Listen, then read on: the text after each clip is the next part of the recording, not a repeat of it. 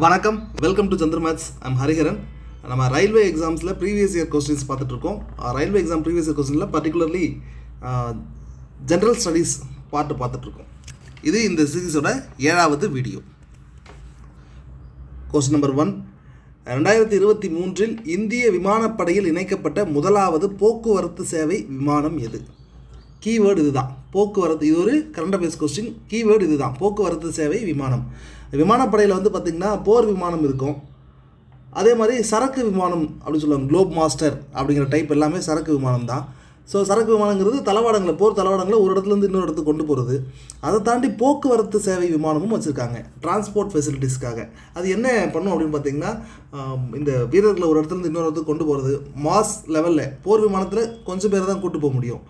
இதே இந்த போக்குவரத்து சேவை விமானத்தில் நிறைய பேரை கூப்பிட்டு போகலாம். அதே மாதிரி எவாக்குவேஷன், ஃபார் எக்ஸாம்பிள் இப்போ திடீர்னு இஸ்ரேல் வார் நடந்தது இல்லைங்களா? அந்த இஸ்ரேல் பாலஸ்தீன் வாரில் பார்த்திங்கன்னா நிறைய பேர் பாதிக்கப்பட்டாங்க. அப்போ இந்தியன்ஸ் எங்கெல்லாம் உலக அளவில் உக்ரைன் வார், ரஷ்யா உக்ரைன் வார் வரும்போது அங்கே நிறைய பேரை மீட்டு கொண்டு வந்தாங்க. அப்படி மீட்டு கொண்டு வரும்போது நம்ம குளோப் மாஸ்டர் அப்படிங்கிற சிசிஏ குளோப் மாஸ்டர் அப்படிங்கிற ஒரு இதுதான் யூஸ் பண்ணுவோம். அதுக்கு பதிலாக என்ன பண்ணுறாங்க அப்படின்னு பார்த்திங்கன்னா, தனியாகவே ஒரு விமானத்தை நம்ம இந்திய இராணுவம் இந்திய விமானப்படை இணைச்சிருக்காங்க, தன்னுடைய படையில் இணைச்சிருக்காங்க. அந்த விமானத்தின் பெயர் என்ன அப்படின்னு கேட்டிருக்காங்க. ஸோ விமானப்படையில் இணைக்கப்பட்ட முதலாவது போக்குவரத்து சேவை விமானம் இதுதான் அப்படிங்கிற மாதிரி சொல்லியிருக்காங்க. 2023 இணைச்சிருக்காங்க. ஸோ எதுன்னு கேட்டிங்கன்னா C-295MW அப்படிங்கிறது தான் அந்த விமானத்தோட பெயர். இது ஒரு கரண்ட் அஃபேர்ஸ் கொஸ்டின். நம்ம ரெகுலராக ஃபாலோ பண்ணிட்டே வரும்போது இந்த மாதிரி சில விஷயங்கள்லாம் நியூஸில் வரும். அப்போ நம்ம நோட் பண்ணி வச்சுக்கணும். ரொம்ப டெப்த்தாலாம் போய் அது எவ்வளோ கெப்பாசிட்டி, அதில் என்ன பண்ணுறாங்க, எவ்வளோ ஸ்பெஷாலிட்டி, அவ்வளோலாம் படிக்க தேவையில்லை. என்ன, எப்போ, எங்கே, அதுக்கு ஏதாவது ஸ்பெஷலாக நேம் இருக்கா, இதை மட்டும் ஞாபகம் வச்சுக்கிட்டா போதுமானது. ஸோ கரண்ட் அஃபேர்ஸை படிக்கும்போது ரொம்ப ஷார்ட்டாகவே படிங்க, ரொம்ப டெப்த்தாலாம் படிக்க வேண்டாம். ஓகே. ஸோ இந்த C-295 விமானத்தோட அந்த ஸ்பெசிஃபிகேஷன்லாம் கொடுக்கப்பட்டிருக்கு. இது பார்த்திங்கன்னா இது ரொம்ப இம்பார்ட்டண்ட்டாக கிடையாது, ஜஸ்ட் நீங்கள் வாசிச்சுக்கோங்க, போதுமானது. என்ன இருக்குது அப்படிங்கிறத தெரிஞ்சுக்கிற ஒரு ஐடியாக்காக வாசிச்சுக்கோங்க. பட் அவ்வளோ இம்பார்ட்டண்ட்டாக கிடையாது, இவ்வளோ டெக்னிக்கலாலாம் எக்ஸாம்ஸில் கேட்க மாட்டாங்க. சரிங்களா? நெக்ஸ்ட்டு, இது எந்த நிறுவனம் கொடுத்துருக்கு அப்படிங்கிறதையும் பார்த்துக்கோங்க. இது எந்த நிறுவனம் கொடுத்துருக்கு அப்படின்னு பார்த்தீங்கன்னா ஏர்பஸ், இந்த நிறுவனம் தான் கொடுத்துருக்காங்க. சரிங்களா? ஓகே. நெக்ஸ்ட், பின்வரும் எந்த ஒன்று குழம்பு வடிவிற்கு உதாரணம்? எமல்ஷன். எமல்ஷனுக்கு எது உதாரணம்னு கேட்டிருக்காங்க. நம்ம கலவை அப்படின்னு ஒன்று படிச்சிருப்போம், மிக்சர் அப்படின்றது கெமிஸ்ட்ரியில் படிச்சிருப்போம் இல்லைங்களா? நான் ஏற்கனவே ஒரு டேபிளோ காலமே கொடுத்துருப்பேன். இந்த சீரீஸ்லேயே 2nd or 3rd வீடியோவில் கொடுத்துருப்பேன்னு நினைக்கிறேன். ஒரு டேபிளோ காலமே கொடுத்துருப்போம். அதில் பார்த்திங்கன்னா நிறைய டைப்பு சொல்லியிருப்போம். ஸோ மிக்சர், அடுத்து கொலாய்டு, அந்த மாதிரி நிறைய விஷயங்களை சொல்லியிருப்போம் இல்லைங்களா? இதில் இந்த எமல்ஷன் அப்படிங்கிறதுக்கு எது எக்ஸாம்பிள் அப்படின்னு கேட்குறாங்க. எமல்ஷனுக்கு எது எக்ஸாம்பிள் அப்படின்னு பார்த்தீங்கன்னா நுரையா அப்படின்னு கேட்டிங்கன்னா நுரை கிடையாது. ஏன்னா இது liquid plus gas, liquid plus gas சேர்ந்தது தான் நுரை, இது கிடையாது. முகச்சாரம், ஃபேஸ் க்ரீம் அப்படிங்கிறது வாய்ப்பு இருக்குது. ஏன் அப்படின்னா எமல்ஷன் அப்படிங்கிறதுக்கு பார்த்திங்கன்னா அது எப்படி இருக்கும் அப்படின்னா, ரெண்டு ஒன்றோடு ஒன்று சேராத லிக்விட்ஸை ஒன்றா இணைக்கும் பொழுது உருவாகிறது தான் எமல்ஷன். அதாவது ரெண்டும் மிக்ஸ் பண்ணால், இப்போ எண்ணெயும் தண்ணியும் சேர்த்தோம்னா நார்மலாக சேருமா? ஒன்றா சேராது. அது ரெண்டும் தனியாக விலகி நிற்கும். ஆனால் அது ரெண்டுத்தையுமே ஃபாஸ்ட்டாக ரொட்டேட் ஆகக்கூடிய ஒரு டிவைஸில் வச்சு, அந்த சென்ட்ரிஃபியூகல் டிவைஸில் வச்சு வேகமாக சுற்றி அதை ரெண்டுத்தையும் ஒன்றா சேர்க்கணும்னு வச்சுங்களேன். அப்படி சேர்த்தா உருவாகக்கூடிய ஒன்றுக்கு பேர் தான் எமல்ஷன். அது தமிழில் குழம்பு அப்படின்னு சொல்லலாம். ஓகே. ஸோ அதுக்கு எக்ஸாம்பிளாக ஃபேஸ் க்ரீமை கண்டிப்பாக சொல்லலாம். ஆன்சர் இது தான். அடுத்து ஸ்பாஞ்ச் அப்படிங்கிறது பார்த்திங்கன்னா இதுவும் திடப்பொருள், அதாவது சாலிட் ப்ளஸ் கேஸ் ரெண்டும் சேர்ந்தது தான் ஸ்பாஞ்சு. சரிங்களா? சாலிட் ப்ளஸ் லிக்யூட் சேர்ந்தது நுரை, சாலிட் ப்ளஸ் கேஸ் சேர்ந்தது பஞ்சு, அந்த ஸ்பாஞ்சுன்னு சொல்லக்கூடியது. முகச்சாரங்கிறது லிக்யூட்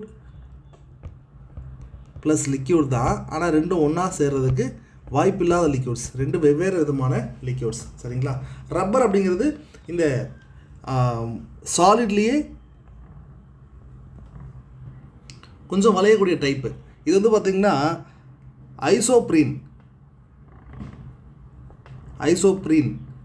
அப்படிங்கிறது. இது அந்த ஐசோப்ரீன் அப்படிங்கிறது ஒரு நேச்சுரல் ரப்பர், நேச்சுரலான ஒரு பாலிமர் அப்படின்னு சொல்லலாம். Natural polymer isoprene plus elastomer அப்படிங்கிற ரெண்டு காம்பனண்ட்டும் சேர்ந்து தான் ரப்பர் உருவாகுது. சரிங்களா? ஞாபகம் வச்சுக்கோங்க, கேட்பாங்க.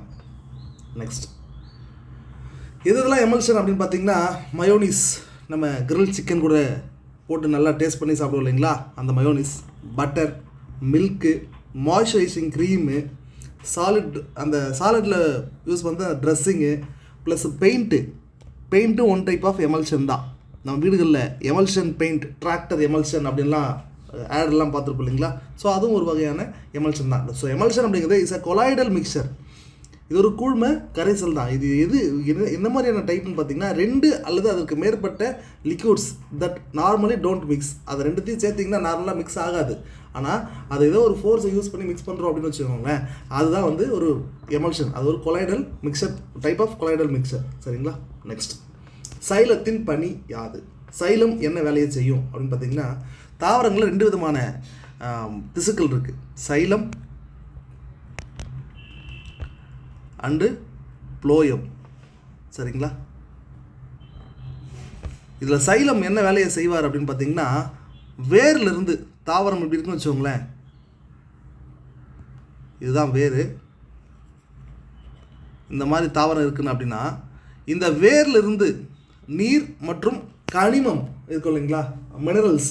அது என்ன மினரல்ஸ்லாம் மண்ணில் தான் கிடைக்கும். அந்த வேர்லேருந்து நீர் மற்றும் கனிமத்தை கொண்டு போகிற வேலையை செய்கிறது யாருன்னு பார்த்தீங்கன்னா சைலம். ஸோ நீர் மற்றும் கனிம பரிமாற்றத்தை செய்கிறது அப்படிங்கிறதா இதோட வேலை. அப்போ இதோட ஆன்சர் சி, நீர் மற்றும் கனிம பரிமாற்றம். அடுத்து ப்ளோயம் அப்படின்னு ஒன்று இருக்கும். ப்ளோயம் என்ன செய்வார்னா, இந்த இலைகள் ஃபோட்டோசிந்தசிஸ் மூலமாக ஒரு ஆற்றலை உருவாக்கி வச்சுருக்கோம் இல்லையா, ஸோ அந்த ஆற்றலை இலைகளிலிருந்து தாவரம் முழுவதும் கடத்தும் வேலையை செய்கிறது தான். அந்த ஆற்றல்ங்கிறது உணவு அப்படின்னு சொல்லலாம். அதை வந்து கடத்தக்கூடிய வேலையை செய்கிறது யாருன்னு பார்த்தீங்கன்னா ப்ளோயம். அப்போ சைலம், ப்ளோயம் ரெண்டும் வந்து முக்கியமான காம்பனன்ஸு. இதில் சைலம் அப்படிங்கிறது தரைப்பரப்பிலிருந்து வேர்கள் மூலமாக நீர் மற்றும் கனிமத்தை தாவரம் முழுவதும் கடத்தும். இதே ப்ளோயம் அப்படிங்கிறது இலைகளிலிருந்து ஆற்றலை, அந்த ஃபோட்டோசிந்தசிஸ் மூலமாக உற்பத்தி செய்யப்பட்ட ஆற்றலை தாவரம் முழுவதும் கடத்தி கொண்டு வரும். ஸோ இதுதான் ப்ளோயத்தோட வேலை. அப்போ சைலம், ப்ளோயம் இது 2 முக்கியமானதுங்க. கேட்டுக்கிட்டே இருக்காங்க. அதோட ஃபங்க்ஷன்ஸ், அது என்ன, வேறு என்னெல்லாம் அதுக்கு இருக்குது, ஸ்பெஷல் கேரக்டரிஸ்டிக்ஸ் இருக்குது அப்படிங்கிறத தெரிஞ்சுக்கோங்க. கட்டாயம் அவசியம். ஆக்சிஜன் முன்னிலையில் ஆக்சிஜன் முன்னிலையில் கார்பனின் அனைத்து புறவேற்றுமை வடிவங்கள்ங்கிறது அல்லோட்ராபிக் ஃபார்ம் அப்படின்னு சொல்லுவாங்க. இந்த அனைத்து அல்லோட்ராபிக் ஃபார்ம்ஸும் எரிந்து எதனை கொடுக்கும் அப்படின்னு கேட்குறாங்க. இப்போ ஒரு ஆக்சிஜன் முன்னிலைனா காற்று, நம்ம நார்மலான ஓப்பன் ஏரில் கார்பனோட புறவேற்றுமை வடிவங்கள் என்னென்னது? ஃபஸ்ட்டு வைரம், டைமண்ட். 2 கிராஃபைட்டு. சின்னதாக சேஞ்ச் ஆகும், கார்பன் தான், அது ஃபுல்லாகவே கார்பன்லாம் ஆனது தான். ஆனால் சின்ன அந்த மாலிகுலர் ஸ்ட்ரக்சர்னால அதோட பண்புகள்லாம் மாறுபட்டிருக்கும். கிராஃபைட். 3 கிராஃபீன். அடுத்து Buckminster புல்லரின்.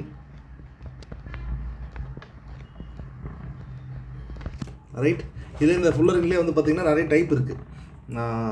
For example C540, C70, இந்த மாதிரி நிறைய டைப் இருக்குது. அடுத்து அமார்பஸ், இந்த மாதிரி நிறைய இருக்குது. இதில் முக்கியமானது வைரம், கிராஃபைட், கிராஃபின், ஃபுல்லரின், இதெல்லாம் வந்து முக்கியமானது. சரிங்களா. ஸோ இது எல்லாமே அப்போ கார்பனில் உருவான சின்ன அந்த மாலிகுலர் ஸ்ட்ரக்சர் இருக்கு இல்லைங்களா, அந்த ஸ்ட்ரக்சர் மாறுபடுறதுனால கார்பனே வேறு வடிவங்களில் கிடைக்கும். இப்போ ஃபார் எக்ஸாம்பிள் கிராஃபைட் அப்படிங்கிறது நம்ம பென்சிலில் யூஸ் பண்ணுவோம். வைரம் அப்படிங்கிறது தங்க நகைகளை. கிராஃபைட்டை பார்க்குறது பென்சிலில் கருப்பாக இருக்கும், ஆனால் வைரம் பாருங்கள் தக்கன்னு மின்னும். கிராஃபின் அப்படிங்கிறது ரொம்ப சின்ன லேயர் தான், ஆனால் ரொம்ப ஸ்ட்ராங்காக இருக்கும்.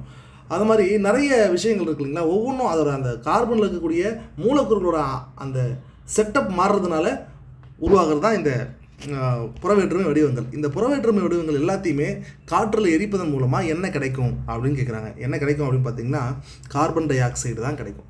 எல்லாத்தையுமே நீங்கள் கார்பனோட அத்தனை வடிவங்களையும் காற்றின் முன்னிலையில் எரித்தால் நமக்கு கிடைக்கக்கூடியது carbon dioxide. Okay.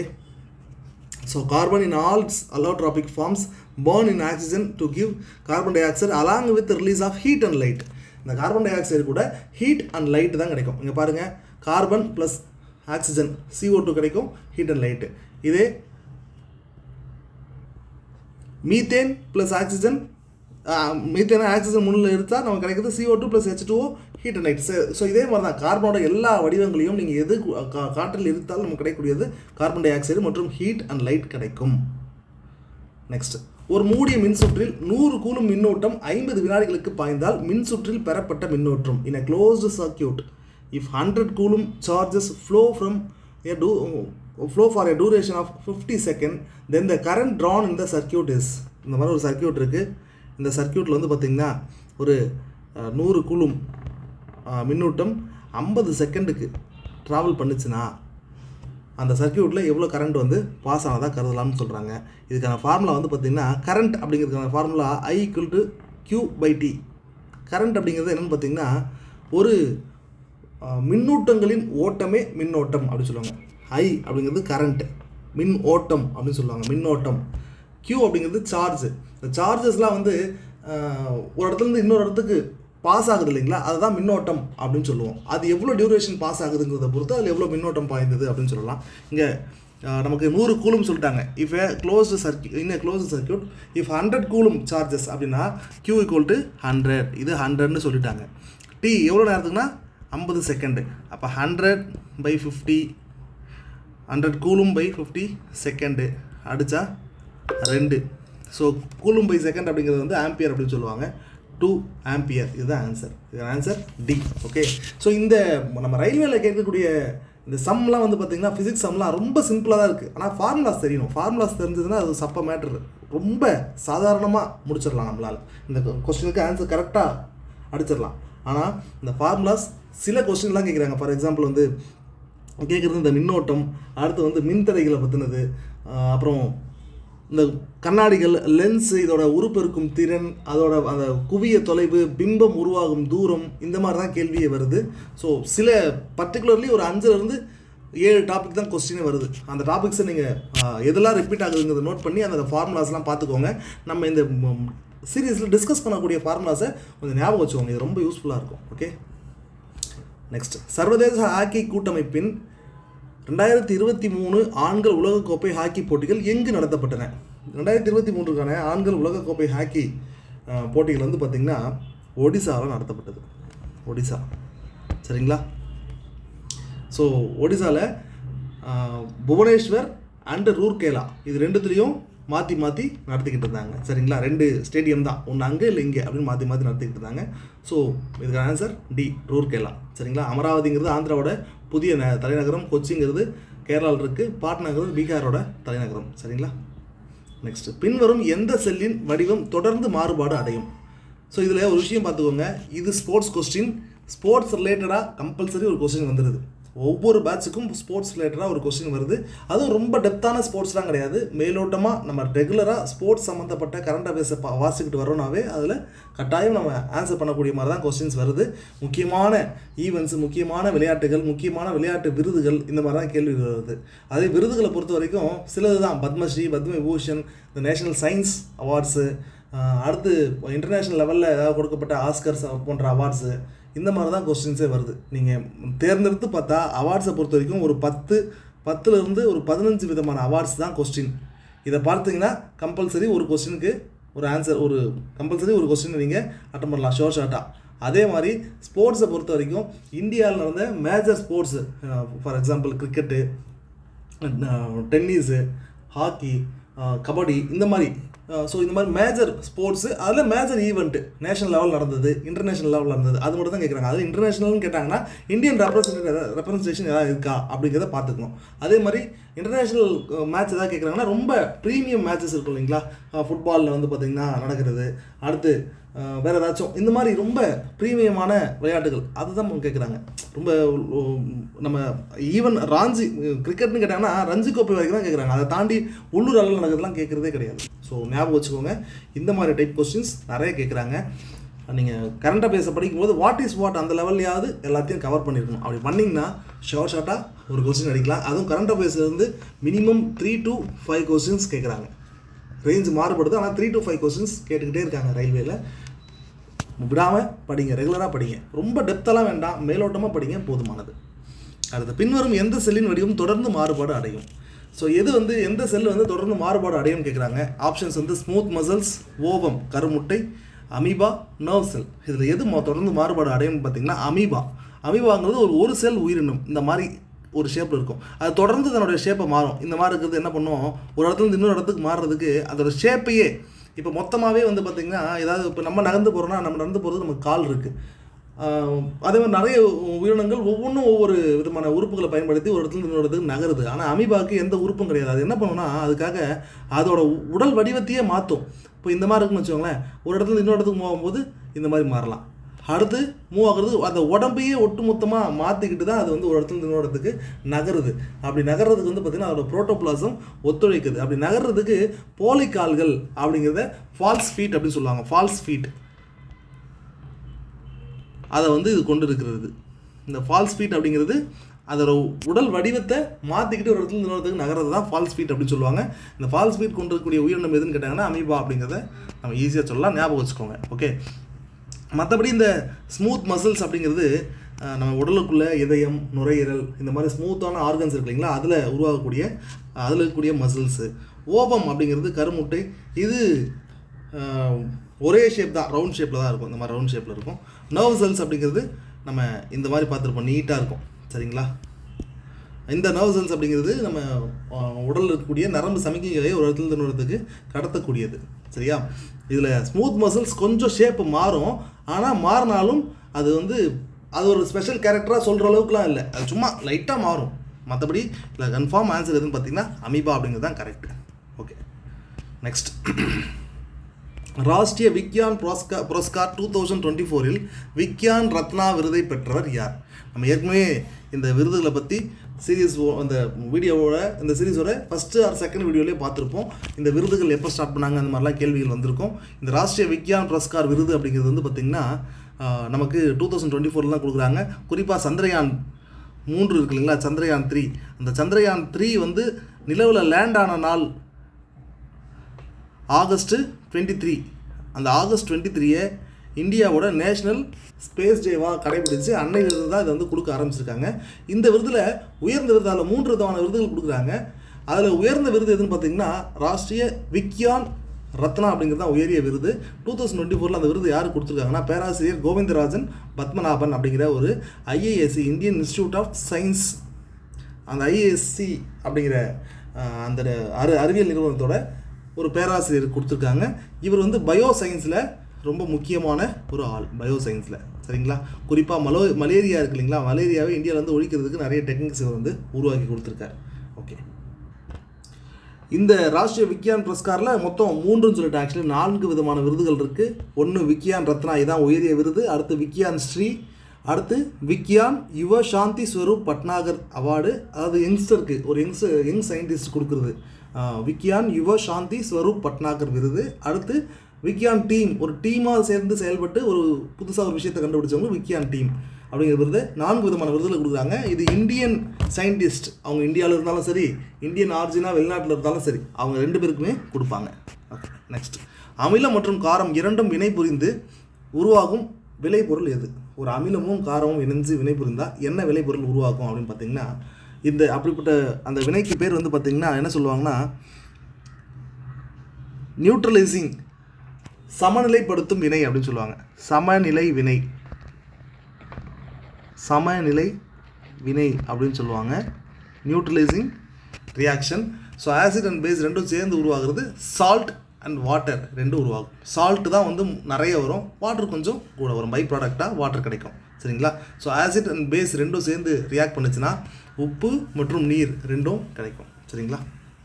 Next, 2024 நடத்தப்பட்ட சமீபத்திய NSSO நுகர்வோர் செலவின கணக்கெடுப்பின்படி இந்தியாவில் வறுமை விகிதம் என்ன? 2024 நடத்தப்பட்ட NSSO சர்வே படி இந்தியாவோட வறுமை விகிதம், அதாவது பாவர்ட்டி ரேட் என்னன்னு கேட்குறாங்க.